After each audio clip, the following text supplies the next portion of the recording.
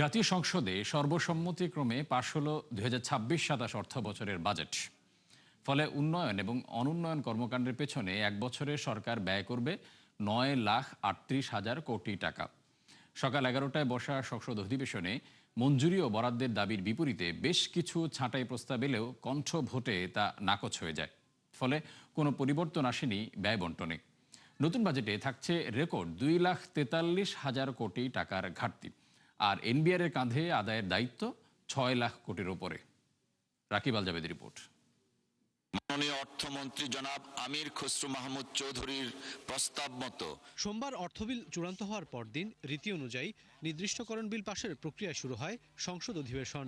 সকাল ১১টা থেকে বিভিন্ন মন্ত্রণালয়ের জন্য বরাদ্দ ও মঞ্জুরির দাবি জানান মন্ত্রী প্রতিমন্ত্রীরা। এরপর কিছু ক্ষেত্রে ছাঁটাই প্রস্তাব উত্থাপন করা হয় বিরোধী দলীয় সংসদ সদস্যদের পক্ষ থেকে, যার সবই নাকচ হয়ে যায় কণ্ঠ ভোটে। এই ছাঁটাই প্রস্তাবগুলো আমরা প্রত্যাহার করে নিলাম। শেষ দিকে এসে বিরোধী দলীয় নেতা ও জামাত আমির ডক্টর শফিকুর রহমানের প্রস্তাবের প্রেক্ষিতে বাদ দেওয়া হয় ছাঁটাই প্রস্তাবের প্রক্রিয়াও। পরে মঞ্জুরি ও বরাদ্দ উত্থাপন শেষ হলে সংসদে নির্দিষ্টকরণ বিল তোলার অনুমতি চান অর্থমন্ত্রী। পরে তা চূড়ান্তভাবে পাশ হয় কণ্ঠ ভোটে। নির্দিষ্টকরণ বিল ২০২৬ সংসদে অবিলম্বে বিবেচনার জন্য গ্রহণ করা হোক। আপনাকে ধন্যবাদ।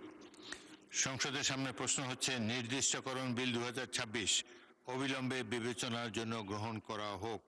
যারা এই প্রস্তাবের পক্ষে আছেন তারা হাঁ বলুন।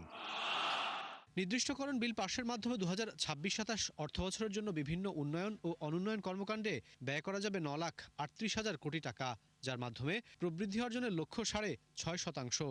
আর দীর্ঘদিন ধরে দুই অঙ্কের কাছাকাছি মূল্যস্ফীতি থাকলেও তা নামানোর লক্ষ্য ধরা হয়েছে ৭.৫%। মাননীয় অর্থমন্ত্রী জনাব আমির খসরু মাহমুদ চৌধুরীকে নির্দিষ্টকরণ বিল ২০২৬ আগের বাজেট থেকে প্রায় ১৮% বড় করা হলেও ৩ ভাগের ২ ভাগ অর্থই চলে যাবে অনুন্নয়ন ব্যয় মেটাতে। যদিও এডিপির আকার ধরা হয়েছে রেকর্ড ৩ লাখ কোটি টাকা। আর ২,৪৩,০০০ কোটি টাকার ঘাটতি অর্থায়নে এবারও বড় নির্ভরতা থাকবে ব্যাংক ব্যবস্থার উপরে। আছে বিদেশ থেকে বড় অঙ্কের ঋণ করার লক্ষ্যমাত্রাও। জুয়া প্রতিরোধ বিলের উপরে এদিন সংসদে জুয়া প্রতিরোধ সহ একাধিক বিলও পাশ হয়। দেশের ব্যাপারে আমরা ভোটে দেব। রাকিব আল জাবেদ, ৭১, ঢাকা। ঝিমিয়ে পড়া ব্যবসা বিনিয়োগে গতি ফেরাবে বিএনপি সরকারের প্রথম বাজেট। স্বস্তি দেবে সাধারণ মানুষকে। কর ছাড় বেশি হওয়ায় কঠিন হবে রাজস্ব আদায়ের লক্ষ্য পূরণ, এমন পর্যবেক্ষণ অর্থনীতিবিদদের। তাদের হিসাবে কর আদায়ে গতি না বাড়লে প্রকৃত বাজেট ঘাটতি হবে ৪ লাখ কোটি টাকা। ফলে পুরোপুরি ঋণ নির্ভর হয়ে পড়বে উন্নয়ন বাজেট। হাত পাততে হবে পরিচালন ব্যয় মেটাতেও। রুহুল আমিরের রিপোর্ট। নির্দিষ্টকরণ বিল ২০২৬। ধন্যবাদ মাননীয় স্পিকার। গত ১১ জুন সংসদে তারেক রহমান সরকারের প্রথম বাজেট উপস্থাপন করেন অর্থমন্ত্রী আমির খসরু মাহমুদ চৌধুরী, যার আকার ৯,৩৮,০০০ কোটি টাকা। এর মধ্যে উন্নয়ন কর্মকাণ্ডের পেছনে বরাদ্দ রেকর্ড ৩ লাখ কোটি। তবে অর্থ জোগাড়ে রাজস্ব আয়ের লক্ষ্য ৬,৯৫,০০০ কোটি টাকা। দীর্ঘ আলোচনার পর ৩০ জুন বিকেলে যা পাশ হয় কণ্ঠ ভোটে। ফ্যামিলি কার্ডের মতো বেশ কিছু উদ্যোগের মাধ্যমে কম আয়ের মানুষকে সহায়তার উদ্যোগ আছে বাজেটে। দেয়া হয়েছে নিত্যপণ্য সহ নানা খাতে কর ছাড়, যার সুফল পাবেন সাধারণ মানুষ ও ব্যবসায়ী গোষ্ঠী। কিছুটা ব্যতিক্রমী বাজেটই হয়েছে এবং বেশ কিছু পয়েন্টে ডিপার্চার আছে। গতানুগতিকতার বাইরে তারা আসার চেষ্টা করেছেন। সেটা বিনিয়োগ বান্ধব করার চেষ্টা, সেটা হলো যারা নাকি প্রান্তিক উপান্তিক মানুষ আছেন তাদেরকে কিছুটা স্বস্তি দেওয়ার চেষ্টা। তবে দুশ্চিন্তা অর্থায়ন ঘিরে। কর ফাঁকি কমানো না গেলে আগামী অর্থ বছরে রাজস্ব আদায়ে ঘাটতি ছাড়াবে ১ লাখ কোটি। অন্যদিকে প্রত্যাশা অনুযায়ী নাও মিলতে পারে বিদেশি ঋণ। ফলে উন্নয়নের পাশাপাশি পরিচালন ব্যয় মেটাতেও লাখ কোটি টাকা ঋণ করতে হতে পারে সরকারকে। আশাটা করা হচ্ছে যে এই ছাড়ের ফলে আমরা বিনিয়োগ এবং অন্যান্য কর্মসংস্থান কর্মসৃজনের মাধ্যমে সরকারের আয় বাড়বে। এখানে একটা সময়েরও পার্থক্য থাকে। এই ধরনের সংস্কারগুলি যদি আমরা ভালোভাবে বাস্তবায়িতও করি, এটার ফলাফল পেতে একটুটা সময় লাগে। সরকারের যে সম্পদ সংগ্রহের গতির উপরে বাজেট বাস্তবায়ন নির্ভর করবে। সুতরাং সেই জায়গাটা তো যদি সাফল্য আপনি না পান, তাহলে আপনার একটা বড় জায়গা থাকবে হলো যে সামনের দিকে তাহলে কোথায় আমি বা কাটছাট করবো। কারণ সরকার যে ঋণ নেবেন এইটা খুব বেশি বাড়ানোর সুযোগ নাই। নতুন অর্থ বছর থেকেই কার্যকর হচ্ছে সরকারি কর্মকর্তাদের নবম পে স্কেল। যদিও বেতন ভাতায় বরাদ্দ রাখার বিষয়টি অস্পষ্ট। ফলে পরিবর্তন আসতে পারে ব্যয় বন্টনে। যেই বাজেটের হয়তো বরাদ্দ দেওয়া হয়েছে একটা অনেকগুলো জায়গাতেই আছে, কিন্তু আপনার নতুন করে প্রকল্প নেয়ার সাপেক্ষে আসলে থোক বরাদ্দগুলোর ব্যবহারের নির্ভর করছে। সুতরাং সেইটা আসবে। সরকারি চাকরিজীবীদের যে বেতন বাড়ানোর প্রক্রিয়া কতখানি আসতে যাচ্ছে সেটা বাজেটে একেবারে ক্লিয়ারলি নাই, সো সেই বিষয়গুলো আসবে। সুতরাং যেই বরাদ্দ দেওয়ার জায়গাগুলো আমরা এখন দেখছি সেটা থাকবে কিনা আমার যথেষ্ট সন্দেহ আছে। এমন পরিস্থিতিতে বাজেট বাস্তবায়নে স্বচ্ছতা ও জবাবদিহিতা অর্থনীতির গতি ফেরাতে সহায়তা করবে বলে মত অর্থনীতিবিদদের। দাবি নম্বর 25। রুহুল আমিন, ৭১, ঢাকা।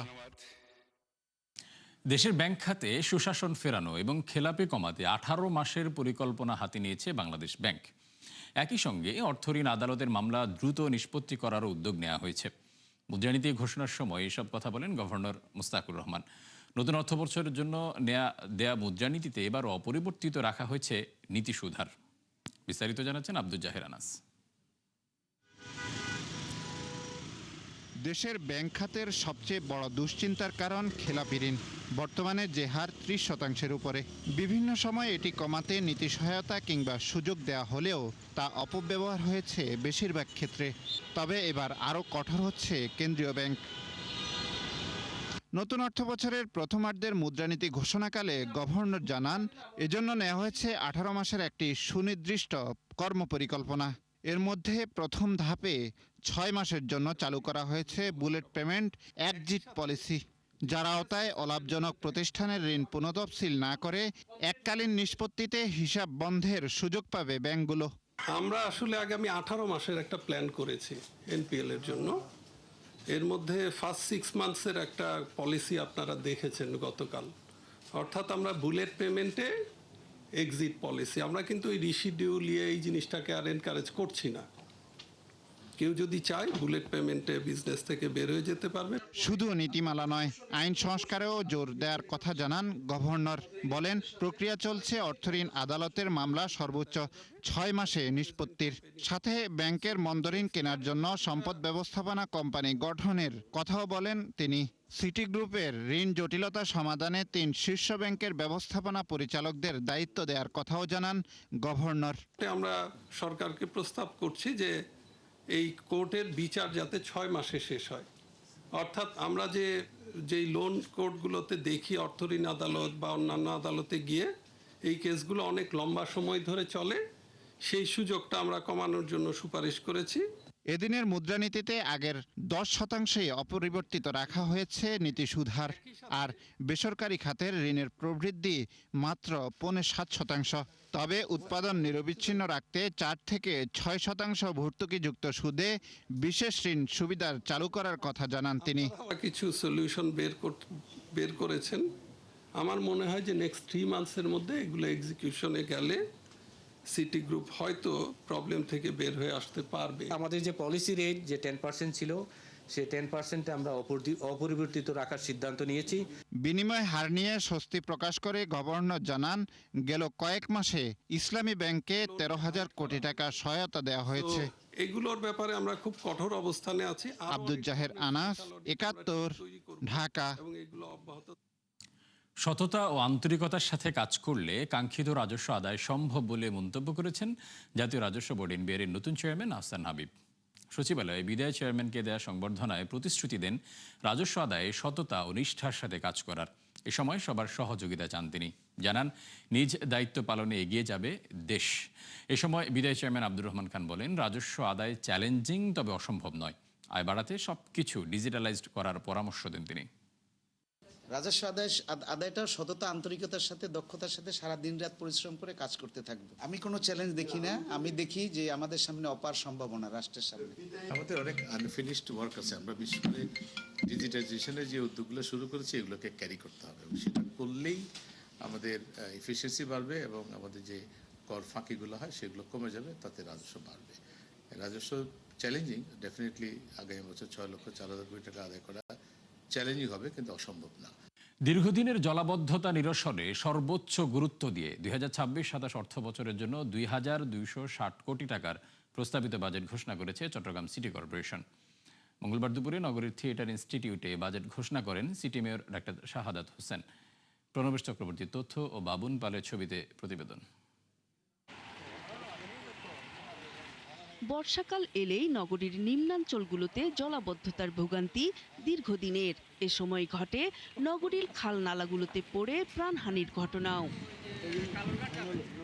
তাই এবার চট্টগ্রাম সিটি কর্পোরেশনের বাজেটে গুরুত্ব পেয়েছে জলাবদ্ধতা নিরসন। মঙ্গলবার দুপুরে নগরীর থিয়েটার ইনস্টিটিউটে চট্টগ্রাম সিটি কর্পোরেশনের 2026-27 অর্থবছরের বাজেট ঘোষণা করেন mayor doctor Shahadat Hossain. Budget ধরা হয়েছে 2,260 কোটি 24 লাখ টাকা। মেয়র জানান, নগরীতে জলাবদ্ধতার সমস্যা অনেকটা কমে এলেও সাম্প্রতিক বৃষ্টিপাত ও জোয়ারের কারণে কিছু এলাকায় জলজট সৃষ্টি হয়। তবে গত 30 বছরের পুরনো এই সমস্যা 50 থেকে 60% সমাধান করা সম্ভব হয়েছে বলে দাবি করেন তিনি। যদিও এখানে 21টি খালের কথা বলা হয়েছে, এটা আমরা দেখতে পাচ্ছি আমাদের চিফ কনজারভেন্সি অফিসার সহ আমরা বিভিন্ন জায়গায় এবং চিফ ইঞ্জিনিয়ার সহ আমরা বিভিন্ন জায়গায় গিয়েছি। প্রায় সেখানে 40টি খাল আমরা চিহ্নিত করছি এবং এটা এই ডিপিপিতে আসবে। যদি 21টি খাল এখানে আমরা লিখেছি, যেটা ব্যয় ধরা হয়েছে 3,500 কোটি টাকা, এটা থেকে ব্যয় বাড়তে পারে। বাকি কাজ সম্পন্নে খাল খনন, ড্রেন সংস্কার ও সুইচ গেট নির্মাণের কাজ চলমান রয়েছে। এসব কাজ বাস্তবায়নে সিডিএ, পানি উন্নয়ন বোর্ড, বন্দর কর্তৃপক্ষ ও ওয়াসা সহ সেবাধর্মী সংস্থাগুলোকে নিয়ে সমন্বিতভাবে কাজ চলছে। সবাইকে নিয়ে আমরা সমন্বিত প্রচেষ্টার মাধ্যমে চট্টগ্রামবাসীর গত 30 বছরের যে জলাবদ্ধতার সমস্যা, সেটা ইনশাল্লাহ অর্ধেকে নামিয়ে আমরা এনেছি। প্রয়োজনীয় স্থানে স্ল্যাব ম্যানহোলের ডাকনা বসিয়ে অরক্ষিত নালা ও খালের পাড়ে রেলিং স্থাপন করে অনাকাঙ্ক্ষিত মৃত্যু ঠেকানোর ইনশাল্লাহ আমরা ব্যবস্থা করছি। জলাবদ্ধতা নিরসনে 21টি খাল সহ অন্যান্য খাল খনন প্রকল্পে 3,500 কোটি টাকা এবং চৌক বাস্তবায়িত 36টি খাল সহ রক্ষণাবেক্ষণ ও পরিচালনের জন্য 2,800 কোটি টাকার প্রকল্প পাইপলাইনে রয়েছে বলে জানান চসিক মেয়র। নূর তাজমিন নীর, 71।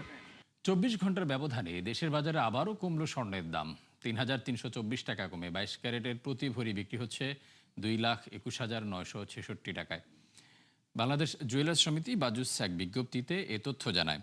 বলা হয়, আন্তর্জাতিক বাজারে তেজাবি স্বর্ণের দাম কমায় এ সমন্বয় করা হয়েছে। নতুন মূল্য অনুযায়ী 21 ক্যারেটের প্রতি ভরি স্বর্ণ কিনতে ক্রেতাদের গুনতে হবে 2,11,993 টাকা এবং 18 ক্যারেটের প্রতি ভরি স্বর্ণের দাম 1,82,075 টাকা। এছাড়া সনাতন পদ্ধতির এক ভরি রূপার দাম 2,741 টাকা নির্ধারণ করে দেয় বাজুস। বেশ রমরমাভাবেই বছর শুরু হয় মূল্যবান ধাতু স্বর্ণের।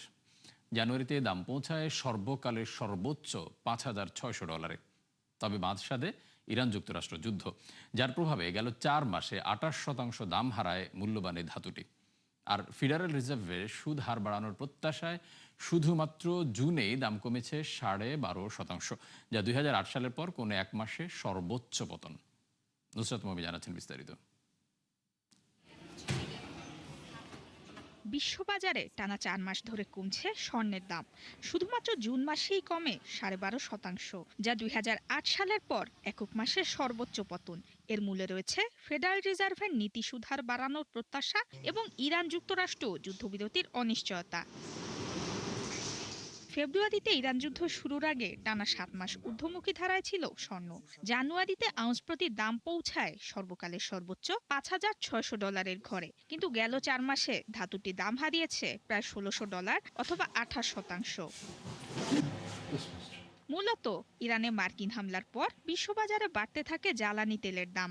এতে লাগামহীন হয়ে ওঠে বৈশ্বিক মূল্যস্ফীতি। সাধারণত মূল্যস্ফীতির সময় বাড়ে স্বর্ণের চাহিদা, কিন্তু যুদ্ধকালীন সময়ে মূল্যস্ফীতি সামাল দিতে নীতি সুদ হার বাড়ানোর আলোচনা শুরু করে ফেডারেল রিজার্ভ। সুদ হার বাড়লে বাড়ে ডলারের মান, আর তার বিপরীতে কমে স্বর্ণের চাহিদা।